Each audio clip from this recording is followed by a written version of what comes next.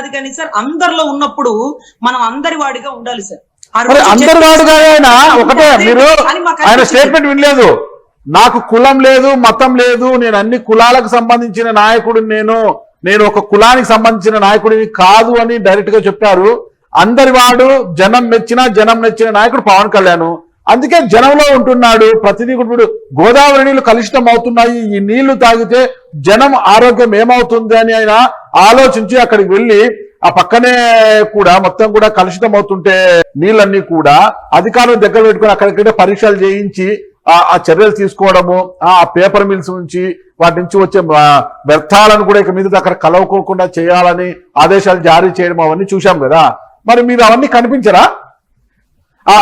ఆ గుర్రపు డెక్క, ఆ నీళ్ళలో గుర్రపు డెక్క పెరుగుతుంటే కూడా దాన్ని కూడా ఆయన వ్యతిరేకించారు. ఎందుకు ఇంతగా పెరిగిపోయింది గుర్రపు డెక్క, ఏం చేస్తున్నారు అధికారులు ఇక్కడ అంటూ కూడా. మీరు ఇంత ప్రజల కోసం, ప్రజా సంక్షేమం కోసం పాటుపడుతున్న పవన్ కళ్యాణ్ గారిని మీరు ఒకటేసారి ఇంత వ్యతిరేకంగా చూపిస్తే ఎట్లా? ఇంకా మీకు సోము వీరాజు గారికి తేడా ఏముంది? సార్ నేను వ్యతిరేకించట్లేదు సార్. ఆ గుర్రపడు ఎక్కడ ఉంటే అక్కడ వీడియో తీసుకుని వచ్చి ప్రెస్ క్లబ్ లో మాట్లాడుకోవచ్చు కదా. ఆ ఎండలో మీరు గొడుగేసుకుని నుంచొని మిగతా వాళ్ళందరినీ ఎండకి ఎండేలాగా పరిస్థితులు ఎలా ఉన్నాయి సార్? ఎలా ఉన్నాయి? సరే ఇవి తీసేయండి సార్. మీరు ఇందాకేదో అన్నారు కలుషితం అయిపోతున్నాయి అని. మీకు ఒక సామెత తెలుసా సార్? ఆంధ్రులు ఆరంభ సూరులు అని అన్నారు. ఎవరో మరి ఏ కవి అన్నాడో నాకు గుర్తులేదు కానీ సీజ్ ద షిప్ అన్నప్పుడు, షిప్ లో బియ్యం తరలు వెళ్ళిపోతుంది అన్నప్పుడు, అరే మా అన్న కనిపెట్టేసినాడు, దీని అంతు తేల్చేస్తాడు, ఇక ద్వారంపూడికి ఆ బట్టలు ఇప్పదీసుకొడతాను అన్నాడు, కానీ వద్దొద్దులే బట్టలతోనే కొట్టాలి అనే ధోరణితో ఉన్నారు సార్ జన సైనికులు. సరే సీజ్ ద షిప్ అన్నాడు, ఇవాళ కాకపోతే రేపు తేలిపోతుంది అనుకున్నాం, దాన్ని అక్కడే వదిలేసినారు సార్. కొలుకుపూడి శ్రీనివాస్ గారు బయటకు వచ్చి ఈ రోజుకి కూడా బియ్యం దేశాలు దాటి వెళ్ళిపోతున్నాయి, తరలిపోతున్నాయి అంటే మరి దాని గురించి పట్టించుకోలేదు సార్. ఆ శాఖ మంత్రి కూడా మన దాంట్లోనే ఉన్నాడు కదా, కూర్చోబెట్టి చర్చించి ఈ రోజు కూడా బియ్యం స్మగ్లింగ్ జరుగుతుంది, ఎక్కడి నుంచి పోతుందని కనుక్కోవాలి కదా. సీజ్ ద షిప్ అన్నాడు, వెళ్ళిపోయాడు, అయిపోయింది. అంటే షార్ట్ అవుట్, టేక్ ఆఫ్ అయ్యేది అంటారు చూడండి వాళ్ళ భాషలో, అయిపోయింది సార్. మళ్ళీ ఇక్కడ వచ్చినారు సార్ గుర్రపు డెక్క గురించి, లేకపోతే ఏదైతే పేపర్ మిల్లు సార్, పేపర్ మిల్లులు పెట్టి ఎన్ని సంవత్సరాలు అయిందో సార్? 40, 50, 60, 70 ఏళ్ల నుంచి సార్ అనుభవజ్ఞులైనటువంటి ముఖ్యమంత్రి వర్యులు నారా చంద్రబాబు నాయుడు గారు పరిపాలిస్తున్న ఈ ఆంధ్ర రాష్ట్రంలో గోదావరి నీరు ఎలా కలుషితమైంది అధ్యక్ష? అరే నీళ్లు ఇటు నుంచి కాకుండా అటువైపు ఉన్న దారి మళ్ళీ తీసుకెళ్లాల్సింది కదా. ఎన్నిసార్లు గోదావరి పుష్కరాలు జరిగినాయి సార్? ఏ రోజున్నా ఒక్క మంత్రి అయినా నిలదీసి అడిగినాడా? అడగలేదు కదా. కానీ పవన్ కళ్యాణ్ గారు నిలదీసినారు, గొప్పగా ఉంది సార్. మరి దీని నెక్స్ట్ ఏంటి? What next? అడిగినారు, పేపర్ మిల్లులతో సమైక్య సమావేశాలు పెట్టమన్నారు. పేపర్ మిల్లు కరెంట్ బిల్ లో రెంట్ లో కూడా కట్టకుండా కూర్చొని మేము కోర్టులో వేసుకున్నాం, కోర్టులో చూసుకుంటాం అన్నారట. పాపం కందులు దుర్గేష్ గారిని అడుగుతున్నారు, ఏం చేస్తున్నావు నువ్వు, ఏం చేస్తున్నారు మీరు అని అడుగుతున్నా. మీటింగ్ పెడుతున్నాం సార్, వాళ్ళు రావట్లేదు సార్ అనే పరిస్థితి కూడా నెలకొనింది సార్. ఇక్కడ ఆయన అడిగిన ప్రశ్న కరెక్ట్ సార్. ప్రశ్న అడిగిన తర్వాత ఆన్సర్ వచ్చిందా రాలేదా? నా మట్టికి నేను మాడిపోయిన పెసరట్టు తింటుంటే ఆ గుర్రపు డెక్క కదిలిస్తానన్నాడే, కదిలించాడా లేదా? ఆ గోదావరి నీరు కలుషితం కాకుండా శుభ్రంగా చూస్తానన్నాడు, చూశాడా లేదా? అసలు నెక్స్ట్ ఎపిసోడ్ చూపించారు సార్. అదేందో కార్తీక దీపం సీరియల్ సడన్ గా ఆపేస్తే మహిళలందరూ అన్నం తినకుండా అల్లాడిపోయే పరిస్థితుల్లాగా తీసుకొచ్చేసాడు. దీని తర్వాత ఏం జరుగుతుంది అది చెప్పరు సార్. సో ఇక్కడ గుర్రపు డెక్కను తొలగించి ఆ ఏదైతే పేపర్ మిల్లులో వచ్చినటువంటి వ్యర్థాలని ఇంకోవైపు రోడ్డేసి అటువైపు తరలిచ్చి అటు ఎక్కడ తీసుకెళ్తారు? గోదావరిలో కలకుండా సముద్రానికి ఏమైనా తీసుకెళ్తారా? ఈ వీటికి పర్మిషన్లు ఇచ్చింది ఎవరు? వీళ్ళకి పొల్యూషన్ బోర్డు సర్టిఫికేట్ ఇచ్చింది ఎవరు? వీళ్ళకి ఎన్విరాన్మెంటల్ సర్టిఫికేట్ ఇచ్చింది ఎవరు? ఎన్ని సంవత్సరాల నుంచి జరుగుతుంది? అది మళ్ళీ రెన్యూల్ చేసినారా? ఇవన్నీ కూడా మాట్లాడతారు సార్. దాని తర్వాత ఏం జరిగిద్దో తెలియచావట్లేదు సార్. అదే పెద్ద టాస్క్ అయిపోయింది. సో దయచేసి మా అన్న గొప్పగా పోరాడుతున్నాడు, కానీ ఈ సొల్యూషన్ రావట్లేదు. పోరాటం చేస్తున్నాడు, మధ్యలో ఇల్లు అలా వచ్చింది అని వేలు పెట్టి చూపించినాడు. కనుక్కుంటాడు, ఆ ఇల్లు పడగొట్టిచ్చేస్తాడు. ఆ ఇల్లుకి పర్మిషన్ లేదు అనుకున్నాం, ఆ ఇల్లుకి పర్మిషన్ ఉంది, ఎవరు నువ్వు చూపించడానికి అంటూ ఆ మిథున్ రెడ్డి గారు బయటకు వచ్చేసినారు. ఆ ఎర్రచందనం స్మగ్లింగ్ ని పట్టుకుంటాను అంటే వీరప్పన్ లాంటి వాళ్ళు దొరికేస్తారేమో అనుకుని ఆ ఫారెస్ట్ కి సంబంధించిన యూనిఫామ్ కూడా, ప్యాంటు, ఆ టాప్, ఆ డ్రెస్సులు వేసేసుకొని అక్కడ చెట్టు మీద చేసి ఫోటో దగ్గరే ఇక్కడ చూడు మా అన్న ఎర్రచందనంలో స్మగ్లర్ ని ఏరి పడేస్తాడు అనుకున్నాం. అయిపోయింది. Shot okay, take off. Seize the ship, shot okay, take off. ఆఖరికి గుర్రపు డెక్క, గోదావరి నీళ్లు కలుషితం, షాట్ ఓకే, టేక్ ఆఫ్. దీని తర్వాత ఏంటి? ఏం చర్య తీసుకున్నారు అనేది తెలియాలి సార్. ఆ రోజు సీజ్ ద షిప్ అన్నప్పుడు కూడా ఎన్నో ఉద్యోగాలు పోతే పోనండి, తప్పు జరిగితే నేను ప్రశ్నిస్తాను, ఈ షిప్ ద్వారా తీవ్రవాదులు కూడా వచ్చేస్తారన్నారు. ఇంటర్నేషనల్ కేసు అయ్యా స్వామి. ఆ షిప్ ను పట్టుకున్న, ఆ షిప్ లో వాళ్ళని తీసుకొచ్చిన కనీసం బియ్యం ఎక్కడి నుంచి వచ్చిందో సార్ ఇలా నేను ఆయన తప్పు పట్టట్లేదు, కానీ ఆయన ప్రశ్నిస్తున్నారు కానీ దాని ఆన్సర్ ఏంటో మాకు తెలియట్లా. ప్రశ్న ఊరికే ప్రశ్నించేసి వెళ్ళిపోతే ఏముంది సార్? ఆంధ్రులు ఆంధ్రులు అన్నారు కానీ తమిళులన్నా, తెలంగాణలన్నా, కర్ణాటక వాళ్ళన్నా ఇందుకు కాబోలు బహుశా అనిందని నా ఉద్దేశం సార్. సరే, మీ ఉద్దేశం ఓకే. మరి సోము వీర్రాజు గారిని పక్కన పెట్టేశారు ఏంటి? మీకు సోము వీర్రాజు గారు అంటే మీ కాపు సామాజిక వర్గం నాయకుడు అనేసి ప్రేమ ఎక్కువనా? అనింది ఇక్కడ సోము వీర్రాజు గారు. ప్రొఫెసర్ నాగేశ్వరరావు ఒక తీవ్రవాది, ఆయన బీజేపీకి ఎప్పుడు వ్యతిరేకంగా మాట్లాడుతుంటాడు, కమ్యూనిజాన్ని కాపాడుకోవడానికి ఏదేదో మీడియాలలోకి మాట్లాడుతుంటారని అనింది ఆయన కదా. మరి ఆయన గురించి మాట్లాడమంటే మీరు లైన్ తీసుకొని పవన్ కళ్యాణ్ గారి వరకు వెళ్ళిపోయారు. సోము వీర్రాజు గారు మీ కాపు నాయకుడు, మీ కాపు సామాజిక వర్గం అని మీకు ప్రేమ ఉందా? లేదు సార్, మా ఆంధ్రాలో మొన్నటి రోజు ఒక 10 రోజుల క్రితం నుంచి కుల భావన చచ్చిపోయింది సార్. కుల భావన చచ్చిపోయింది. మాకు అసలు కాపు లేదు, కమ్మ లేదు, రెడ్డి లేదు, బడుగు బలహీన వర్గాలు లేరు. ఎవరు తప్పు చేస్తే వాళ్ళని నిందించేస్తాం. కుల భావన అనేది అస్సలు లేదు. అంత మాత్రం గట్టి గొంతు వచ్చిందా అంటే అతను మాత్రం కాపు సోదరుడే సార్, అది మాత్రం ఒప్పుకోవాల్సిందే. అటు పవన్ కళ్యాణ్ గారు గర్జించిన, అటు సోము వీర్రాజు గారు గర్జించిన, రేపటి రోజు ఇంకొకరు బయటకు వచ్చినా గానీ ఆ గర్జనలో, ఆ గొంతులో ఆ కాపు బ్లడ్, ఆ పౌరుషంగా రక్తం ఉంటుంది సార్. సో దాని వల్ల వచ్చే నష్టాలు కూడా వాళ్ళు ఎదుర్కొంటారు. ఈ రోజు కమ్యూనిస్టులని, తీవ్రవాదులు, నక్సలిజం నశించిపోవాలి అంటే ఆపరేషన్ కగర్ లాంటి దానికి మామూలుగా అయితే పవన్ కళ్యాణ్ గారు వ్యతిరేకులు సార్. ఎందుకంటే నక్సలిజం భావాలు గాని, కమ్యూనిజం భావాలు గాని, ఆయన బెడ మీద ఉండే ఎర్ర కండవా గాని, గద్దరన్న పాటలు కానీ అవన్నీ ఆయనకే సార్. కానీ తప్పని పరిస్థితుల్లో అమిత్ షా గారితో సత్సంగంలోను, మోడీ గారి ఆధ్వర్యంలోనూ కొన్ని పదాలు పోనీలేండి, నక్సలిజం నక్సల్ బరి నుంచి పుట్టింది, తర్వాత మావోయిజం పోతుంది, నక్సలిజం పోతుంది, దాని తర్వాత కాక్రోజిజం అంటూ కాక్రోచ్ పార్టీ లాంటివి బయటకు వస్తాయి సార్. సో ఇటువంటి విషయాల్లో సోము వీర్రాజు గారు ఎందుకు అలా మాట్లాడాల్సి వచ్చింది? ఎవరి ప్రమేయం? సోము వీర్రాజుని ప్రజలంతా మర్చిపోతున్నారు, అతను మళ్ళా వెలుగులో ఉండాలి, అందరూ ఆయన గురించి చర్చించుకోవాలనే ఇలాంటి వ్యాఖ్యలు చేశారా సోము వీర్రాజు గారు? లేదంటే దీని వెనకాల ఎవరైనా ఉన్నారంటారా? సార్ వెనకాల ఎవరుంటారు సార్? ఓపెన్ గా పవన్ కళ్యాణ్ గారు ఉంటారు సార్, మోడీ గారు కూడా ఉంటారు సార్. పాపం కేవలం పవన్ కళ్యాణ్ గారే. సోము వీర్రాజు బీజేపీ కదా, పవన్ కళ్యాణ్ జనసేన అధ్యక్షుడు, సోము వీర్రాజు బీజేపీ. సోము వీర్రాజు వెనకాల పవన్ కళ్యాణ్ ఎందుకుంటారు సార్? ఆయన అనింది, ప్రొఫెసర్ నాగేశ్వరరావు గారు అనింది ఎవరు ఒకటి పవన్ కళ్యాణ్ గారిని, లేకపోతే మనోహర్ గారిని, లేకపోతే అమిత్ షా గారిని ఏమి అనలేదు సార్. సార్ ఎంత దారుణం అంటే 2700 కోట్లు దేశాలు దాటిచ్చాడని పార్లమెంట్ సాక్షిగా లావు శ్రీకృష్ణదేవరాయలు ఎంపీ గారు చెప్తే జగన్ గారు దేశం దాటిచ్చేశారంట 2700 కోట్లు. ఒక్క కోటన్నా పట్టుకోండి స్వామి, పబ్లిక్ ఎవిడెంట్రీ ఉంది కదా. ఈ రోజు అమిత్ షా గారిని కూడా ప్రొఫెసర్ నాగేశ్వరరావు గారు ఏమీ అనలేదండి, అమిత్ షా గారిని ఏమనలేదు. కానీ ఎందుకు ప్రొఫెసర్ నాగేశ్వరరావు గారి గురించి, అమిత్ షా గారి మాటల గురించి పాపం లావు అదేంటది ఆయన మాట్లాడాల్సి వచ్చింది అంటే దీనికి ఒకటే ఆంతర్యం సార్. నేను ఒక్కడే మాట్లాడాలా, మీరెందుకు స్పందించరు అని అవతరాల మీద పడితే ఒరే స్వామి మొగుడు కొట్టినందుకు కదా ఆయన ఆడపెట్టి నవ్వినందుకని వాళ్ళు బానే ఉన్నారు, మమ్మల్ని స్పందించట్లేదంటారు, ఏదో గోల ఓ మీటింగ్ పెట్టి పడేసేయండి అని ఆయన మీద ఉండే కోపం వీళ్ళ మీద చూపించేసినారు సోము వీర్రాజు గారు. ఉన్న పరిస్థితులు అలా ఉన్నాయి సార్. ఎందుకంటే ఈ మాటకి స్పందించాల్సి వస్తే మొట్టమొదటిగా ఫస్ట్ వాళ్లే స్పందించి ఉండాలేమో, వాళ్ళు స్పందించలా. అమిత్ షా గారు అలా ఎందుకంటారు? న్యాయస్థానాలు ఉన్నాయి కదా, మరి ఆయనే కదా ఎన్నోసార్లు జగన్ నేను సెంట్రల్ తో తిప్పించి ఆట ఆడిస్తాను అన్నాడు. ఎందుకన్నాడు ఆ రోజు? నువ్వు ఆట ఆడించచ్చుగా, సెంట్రల్ తో చెప్పి ఆట ఆడిస్తావా? సెంట్రల్ దగ్గరికి వెళ్ళి చెప్తావా? మరి సెంట్రల్కి వెళ్ళిన ప్రతిసారి ఆయన చెప్తున్నాడేమో అనుకుంటున్నారు. మీరు వెళ్ళండి సెంట్రల్కి వెళ్ళా, మనోహర్ గారు లేకపోతే పవన్ కళ్యాణ్ గారు దేనికి వెళ్ళామంటే కారణం మీరు ఏబిఎన్ పేపర్లో, ఆంధ్రజ్యోతి పేపర్లో, మీ అనుకూల పేపర్లో రాయండి. పలానా కారణంతో కలవడానికి వెళ్ళాం, అమిత్ షా గారితో చర్చలు జరిగిపోయినాయి, లేకపోతే మా దగ్గర నుంచి తప్పిపోయిన ఆడబిడ్డలు వెనక్కి తీసుకురమ్మని అడిగారు, అయిపోయింది కదా. దేనికి వెళ్ళారో కారణాలు ఉన్నాయి కదా, మీరు చెప్పరు. మీరేంటో అజ్ఞాతంగా వెళ్ళిపోయి మీటింగ్లు పెట్టేసుకుంటారు, అలా పెట్టుకోకూడదు. ఒక రీజన్ ఉండాలా, ఏ కారణంతో వెళ్తున్నారో పిన్ టు పిన్ మీరు స్టేట్మెంట్ బయటికి రిలీజ్ చేయాలా. You are not a ordinary person. గతంలో మీరు ఎన్ని మార్లు కలవచ్చు. ఇప్పుడు డిప్యూటీ సీఎం హోదాలో, పౌర సరఫరాల శాఖ మంత్రి హోదాలో మీరు అమిత్ షా గారిని కలిసినప్పుడు ఏ కారణంగా కలవడానికి జరిగింది? ఊరికే కప్పు కాఫీ తాగడానికి వెళ్ళామండి, చెప్పండి. అదే చెప్పండి. మరి దేనికి వెళ్ళారు? పోనీ మేము ఇలా మాట్లాడామా, మీరు చూసారా అన్నారు, మీరు ఇలా మాట్లాడలేదు, మేము చూడలేదు, మీరేం మాట్లాడారు? మీకెందుకు చెప్పాలా? శ్రీ గారు చెప్పాలా? అరే నువ్వు డిప్యూటీ సీఎం అయ్యా బాబు, ఏం మాట్లాడాలో చెప్పాలా? గతంలో జగన్ గారు ఏది వెంకటేశ్వర బొమ్మ పట్టుకుని వెళ్ళగానే నువ్వు బెయిల్ గురించే మాట్లాడావు, నాకు తెలుసు, లేకపోతే అవినాష్ రెడ్డి గారికి కేసులు లాగద్దని చెప్పావు, మమ్మల్ని కేసులు లాగద్దని చెప్పావు, ఇవన్నీ మీరు చెప్పారా? మీరు చూసినారా? అమిత్ షా గారి దగ్గర అలా మాట్లాడతారా? మోడీ గారిలో అలాంటి విషయాలు డిస్కస్ చేస్తారా? ఎంత గొప్ప మోడీ గారు, డబల్ ఇంజన్ సర్కార్ గురించి అలా మాట్లాడచ్చా? సో ఇవన్నీ కూడా ఎలా ఉంటాయంటే విని వినకుండా వదిలేయాలి సార్, పట్టించుకోకూడదు సార్. పట్టించుకోవడం వల్ల ఏం జరిగింది అంటే ఇవాళ రోజు 2 రాష్ట్రాలు కొట్టుకు చచ్చే పరిస్థితి అయింది.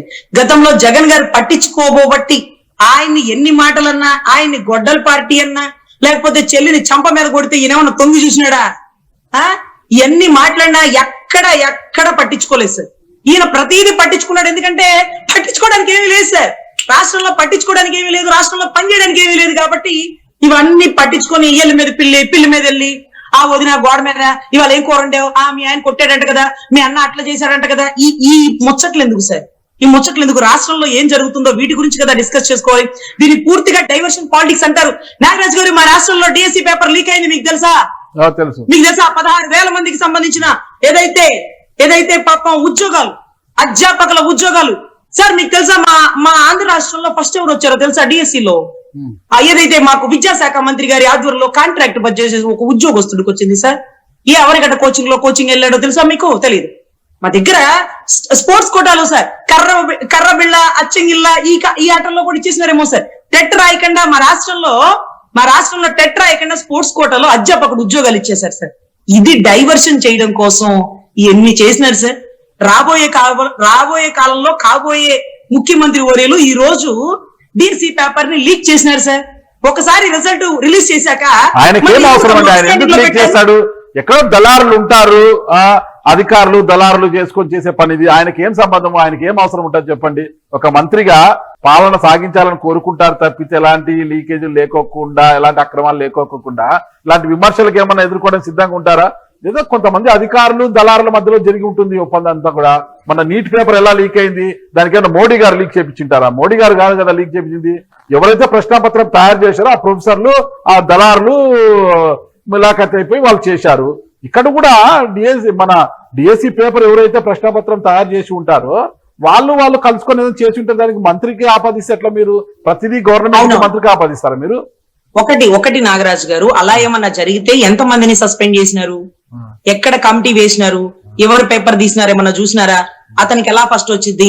ఫస్ట్ వచ్చి 100 మందికి ఫోన్లు చేసి మీరు సెలెక్ట్ అయిపోయారు, మీరు రండి అన్నాక ఏ నెంబర్ నుంచి ఫోన్ వచ్చిందో ఆ నెంబర్ నుంచే ఫోన్ వచ్చి మీరు సెలెక్ట్ కాలేదు అని ఎలా చెప్తారు? ఎప్పుడు రాంగ్ ఇన్ఫర్మేషన్ గవర్నమెంట్ ఇచ్చిన ఎందుకు వస్తుంది? ఎంత మందిని సస్పెండ్ చేశారు? ఎంత మంది మీద నిఘా వేశారు? సార్ మీకు తెలుసో లేదో, సెంట్రల్ లో ఒక ట్రైన్ యాక్సిడెంట్ అయితే సెంట్రల్ మంత్రి సార్, రైల్వే శాఖ మంత్రి ఆ పదవికి రిజైన్ చేశారు సార్. మీకు తెలుసా? ఆ పదవికి రిజైన్ చేసినారు. ఏంటి రజనీ గారు, ట్రైన్ గుద్దుకుంటే రైల్వే శాఖ మంత్రి ఎందుకు రిజైన్ చేయాలి అని అంటారేమో మీ బోటోలు జర్నలిస్టులు. అలా అనకూడదు సార్. ఎక్కడ ఏ తప్పు జరిగినా మనమే రెస్పాన్సిబిలిటీగా ఉండాలి సార్. కానీ మీకు తెలుసో లేదో, డబుల్ ఇంజన్ సర్కార్ లో ఉండే దౌర్భాగ్యం ఏంటంటే, ఈ అమిత్ షా గారు ఎవరైతే ఉన్నారో మీకు తెలుసు కదా, కేంద్రకి సంబంధించినటువంటి ఆయన మంత్రి, కేంద్రంలో కూడా ఈ సెక్యూరిటీ మంత్రి మన హోమ్ మినిస్టర్ లా కేంద్ర హోంశాఖ మంత్రి అయితే కేంద్రంలో ఆపరేషన్ కగార్ నిర్వహించారు చూడండి. ఆ ఏరియాలో ఆర్టికల్ 370 రద్దు చేసినాక అక్కడ ఏ చిన్న విపత్తు జరిగినా ఇమీడియట్ గా కేంద్ర హోంశాఖ మంత్రి రాజీనామా చేయాలి సార్. కేంద్ర హోంశాఖ మంత్రి ఎంతమంది సార్? 24 పైచులకు మందిని నువ్వు హిందువా ముస్లిమా అని చనిపోతే దానికి కారణంగా ఇమీడియట్ గా కేంద్ర హోంశాఖ మంత్రి రిజైన్ చేసేయాలి సార్. ఎందుకంటే అతని భద్రతా వైఫల్యం వల్లే అక్కడ వచ్చినటువంటి విజిటర్లు, ప్రయాణికులు, యాత్రికులు వాళ్ళ ప్రాణాలు కోల్పోయారు సార్.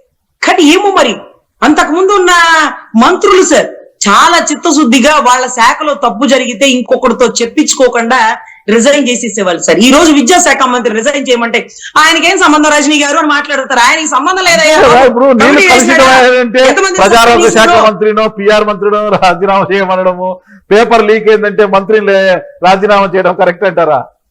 పేపర్ ఎవరైతే తయారు చేస్తారో వాళ్ళ దళారులు కుమ్మక్కే చేసుకుంటేది కదా. పాపం లోకేష్ గారిని అంటే ఎట్లా మీరు? సార్ ఒక కాలేజీలో ఒక ముందే పేపర్ వచ్చేసింది, 3 గంటలు 2 గంటల ముందు పేపర్ వచ్చేసింది అనుకోండి. ఆ పేపర్ ఏ స్కూల్లో పెట్టారో ఆ స్కూల్లో ఒక టీచర్ పేపర్ లీక్ చేసి దాన్ని ఫోటో తీసుకొని మిగతా వాళ్ళకి పంపిస్తే ఆ స్కూల్ ప్రిన్సిపల్ ని, ఆ స్కూల్ వైస్ ప్రిన్సిపల్ ని, ఆ స్కూల్ కి సంబంధించిన బోర్డు మెంబర్ని, ఆ టీచర్ తో సహా అందరినీ సస్పెండ్ చేసేసినారు సార్. ఆ స్కూల్ ని కూడా సీజ్ చేసి పడేసినారు సార్. ఎందుకు మూసేస్తారు రజనీ గారు? అనొచ్చు. ఒక విషయం చెప్తారు, విట్ ఉంది కదా, Vellore Institute of Science Technology VIT ఉంది కదా, విట్టుకు సంబంధించి ఇటీవల ఎంట్రన్స్ ఎగ్జామ్ అన్నట్టు బీటెక్ ప్రవేశాల కోసము ఇంజనీరింగ్ ప్రవేశాల కోసం విట్టు ఎంట్రన్స్ ఎగ్జామ్ జరిగింది. దాంట్లో పాండిచ్చేరిలో ఒక కేంద్రంలో ఆ రిజల్ట్ డిక్లేర్ చేయకోకుండా వాళ్ళు అక్కడేదో మాస్ కాపింగ్ జరిగిందని డౌట్ తో రిజల్ట్ డిక్లేర్ చేయకుండా పెండింగ్ పెట్టి ఆ సెంటర్ లో రాసిన ఏ ఒక్కరికి కూడా సీట్ ఇవ్వలేదు. వాళ్ళు రిజల్ట్ డిక్లేర్ చేయలేదు. యాక్చువల్గా ఏం చేయాలా, వాళ్ళు మొత్తం ఆ ఎంట్రన్స్ ఎగ్జామే క్యాన్సిల్ చేసి మళ్ళా కండక్ట్ చేయాలి. వాళ్ళు అలా చేయలేదన్నమాట. దాంతో దాదాపు ఒక 50-60 మంది విద్యార్థుల భవిష్యత్తుతో ఆడుకుంది విట్టి యాజమాన్యము. ఓకేనా, మరి సేమ్ ఇదే కదా జరిగింది ఇక్కడ ఏపీలో కూడా. అంటే ఇప్పుడు ఏం చేయమంటారు, మళ్ళీ ఆ డిఎస్సి క్యాన్సిల్ చేసి మా లోకేష్ గారు ఫ్రెష్ గా ఎగ్జామ్ పెట్టించమని మీరేమైనా సలహా ఇస్తున్నారు? నాగరాజ్ గారు మీ అడ్రస్ ఎక్కడ చెప్పండి, మా టీడీపీ వాళ్ళకి చెప్పేస్తే ఒక్క దెబ్బకి నాగరాజ్ పేటీఎం. అందుకే మళ్ళీ లోకేష్ మీరు పాండిచేరితో పోలి అనుభవజ్ఞుడైనటువంటి ఒక నారా చంద్రబాబు నాయుడు గారు కొడుకైనటువంటి నారా లోకేష్ గారిని మీరు సలహాలు ఇస్తారేంటి? వాళ్ళు సలహాలు ఇవ్వాలి, మనం కదా తీసుకోవాలి. సరే, ఇక్కడ పేపర్ లీక్ అయితే ఏం చర్యలు తీసుకున్నారు అని అడిగితే ఏ అధికారి మీద చర్యలు లేవు. 400 మంది స్పోర్ట్స్ కోటాలో ఎలా ఉద్యోగం వచ్చేసింది? ఏ నేషనల్ టోర్నమెంట్ లో కొట్టేశారు? ఏ టెట్ క్వాలిఫైయర్ అంటే సమాధానం లేదు. ఏదైతే మెరిట్ రిజల్ట్ రిలీజ్ చేసి మళ్ళీ దాన్ని ఎందుకు వెనక తీసేసుకొని అప్ స్కాండింగ్ లో పెట్టి డిసప్పేర్ చేసేసారో తెలియదు. ఎందుకు అతనికి ఫస్ట్ వచ్చింది?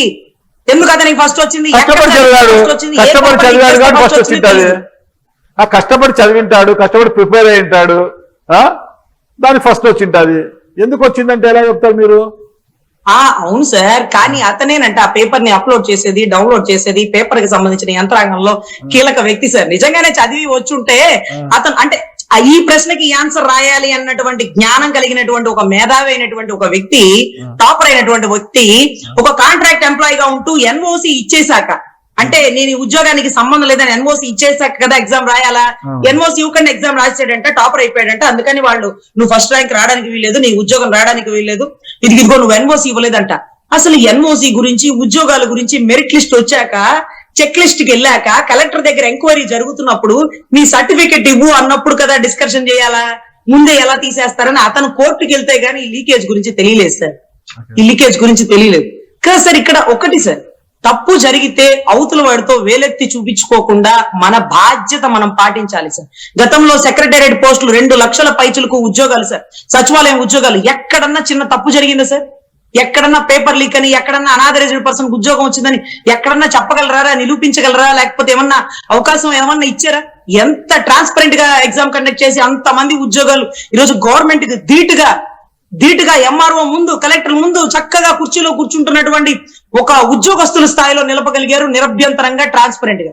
కానీ ఈ రోజు 16,000 ఉద్యోగాలకే స్కాములు, స్కీములు. మీకు తెలుసో లేదో, ఉద్యోగానికి 15 లక్షలు 20 లక్షలు అంటూ కూడా ఫోన్ లీకేజ్ కూడా బయటకు వచ్చేసింది సార్ స్పోర్ట్స్ కోటాలో. సార్ దయచేసి తప్పు జరిగితే రెక్టిఫై చేసుకోండి సార్. పగలు రాత్రి అవనిగడ్డలో కోచింగ్ తీసుకొని, లేకపోతే ఇంకో చాట కోచింగ్ తీసుకొని ఒక ఉద్యోగిగా కావాలన్నటువంటి ఎంతో మెరిట్ లో ఉన్న వ్యక్తికి రాకుండా డబ్బులు ఇచ్చిన వ్యక్తికి ఆ ఉద్యోగం వస్తే ఎలా సార్? ఇదే కదా పారదర్శకత లేకపోవడం. దీన్ని పవన్ కళ్యాణ్ గారు ఒప్పుకోరు సార్, చాలా గొప్పగా ఖండిస్తారు. ఇమ్మీడియట్ గా నాకు తెలిసి తన సోదరుడు అయినటువంటి లోకేష్ గారు దీంట్లో ఏదో మీడియాలో బయటకు వస్తుంది, దాని మీద చర్య తీసుకోండి, అధికారుల మీద చర్య తీసుకోండి అంటూ ఒక డిప్యూటీ సీఎం హోదాలో, ఒక అన్న హోదాలో తమ్ముడికి ఏమన్నా సలహా సూచనలు ఇస్తారేమో మా రాష్ట్ర అభివృద్ధి కోసం కదా. ఆ మేరకు అడుగులు వేస్తోంది ప్రభుత్వం, కూడా ఆ మేరకు అడుగులు వేస్తోంది, ఎంక్వైరీ కూడా చేసే పరిస్థితి కనిపిస్తుంది. ఓవరాల్ గా సోము వీర్రాజు ఏమంటారు మీరు? సోము వీర్రాజు గారి గురించి ఏమంటారు? సోము వీర్రాజు గారి గురించి ఏమంటారు మీరు? పాపం సార్, సోము వీర్రాజు గారు ఆయన తెలంగాణలో పెట్టిన చిచ్చు, ఆయన వ్యాఖ్యలు వెనక్కి తీసుకోవాలని మీరు డిమాండ్ చేస్తారా లేదా? వెనక్కి తీసుకోవాలనా సార్? అక్కడ అసలు మనకి ఛాన్స్ నాగేశ్వరరావు అన్న మాటలను ఆయన వెనక్కి తీసుకున్నారు, మరి సోము వీర్రాజు అన్న మాటలు వెనక్కి తీసుకోవాలంటారా? సార్, సోము వీర్రాజు గారు వెనక్కి తీసుకుంటారా లేదా సెకండరీ థింగ్ సార్. వెనక్కి తీసుకోమని చెప్పే అధికారం మీకు నాకు కూడా లేదు. అక్కడ ఉండే కమ్యూనిజం మళ్ళీ అందరూ ప్రెస్ క్లబ్, ఇక్కడ నుంచి ప్రెస్ క్లబ్ వారం మొత్తం బుక్కుడు సార్. పొద్దున ఒకరికి, సాయంత్రం ఒకరికి, పొద్దున ఒకరికి, సాయంత్రం ఒకరికి. అది పిల్లి మీద వెళ్ళిలాగా రేపు మొత్తం వచ్చేస్తారు సార్, కమ్యూనిస్టులు మొత్తం వచ్చేస్తారు. మమ్మల్ని తీవ్రవాదులు అంటారా? మేమంటే ఏంటో చూపిస్తాం, రక్తం చిందిస్తాం. ఎవరి కోసం చిందిస్తున్నారయ్యా స్వామి?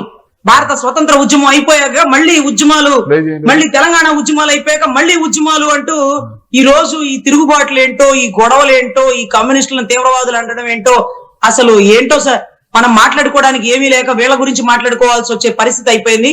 దయచేసి సోము వీర్రాజు గారు, మీ వయసు పెద్దది, కమ్యూనిజం వాళ్ళు ఎంతో మంది హిట్లర్లు లేకపోతే కార్లిజం, లెనినిజం, మార్క్సిజం, అసలు కేరళలో ఇప్పుడు వచ్చింది సార్ పార్టీ. ఎన్నో సంవత్సరాల నుంచి కమ్యూనిజం పార్టీలే కదా సార్. సార్ ఇప్పుడు ఒకటి దేశం కోసం లేకపోతే ధర్మం కోసం పోరాడే వాళ్ళలో నక్సలిజం ముందుంటదండి. ఆ పవన్ కళ్యాణ్ గారే ఎన్నో మాటలు అనేవారు, కానీ పవన్ కళ్యాణ్ గారు ఆ సలహా సూచనలు మీకు ఇవ్వలేదు. ఆ రోజు కర్ఫ్యూ పెట్టి కరోనా టైంలో మీకు ఒక్కళ్ళను కూడా మనుషుల్ని బయట కనిపిస్తే కాల్చి పడేసే పరిస్థితులు నెలకొన్న టైంలో ప్రాణాలు తెగించి వచ్చినాం సార్. మేమందరం కమ్యూనిజం భావాలు గల వాళ్ళం. ఈ రోజు కమ్యూనిజం అంటే, ఈ రోజు తీవ్రవాదులు అంటే మరి ఆ రోజు దేశాన్ని కాపాడిందో లేకపోతే దేశ స్వాతంత్ర పోరాటంలో ఉందో ఏమో సార్. అసలు ఎట్నుంచి చెడిపోతుందో మీకు ఆ భావాలు ఉన్నాయంటే మొట్టమొదటి నుంచి అదే సార్. నేను పవన్ కళ్యాణ్ గారి పార్టీలో చేరడానికి గల ప్రథమ కారణం ఆయన మెడలో ఉండేటటువంటి ఎర్రకండవ, ఆయన కమ్యూనిజం భావాలు. పోరాడితే పోయేదే ఉంది, బానిస సంఖ్యలు తప్ప అని విన్నాను. కానీ ఈ రోజు ఎండలో గొడుగు, దుమ్ము వస్తే కంగారు పడిపోవడం, ఈ రోజు బోటు మీద ఒక 100 మంది బోట్ ఎక్కితే అన్న ఒక్కడే ఈ రోజు సెక్యూరిటీ జాకెట్ వేసుకోవడం, ఇవన్నీ కూడా పోరాడే పటిమగల నాయకుడు మింగుడు పడడం లేదు అవన్నీ కూడా. మరి చూద్దాం, సోము వీర్రాజు గారు ఇప్పటికైనా ప్రొఫెసర్ నాగేశ్వరరావు పై చేసిన వ్యాఖ్యలు వెనక్కి తీసుకుంటారా, లేదా ఆ వ్యాఖ్యలకు కట్టుబడే ఉంటారా ఏంటి అన్న పరిస్థితి మనం వేచి చూద్దాం. రజనీ గారు, థ్యాంక్ యూ అండి. నమస్తే. నమస్తే అండి.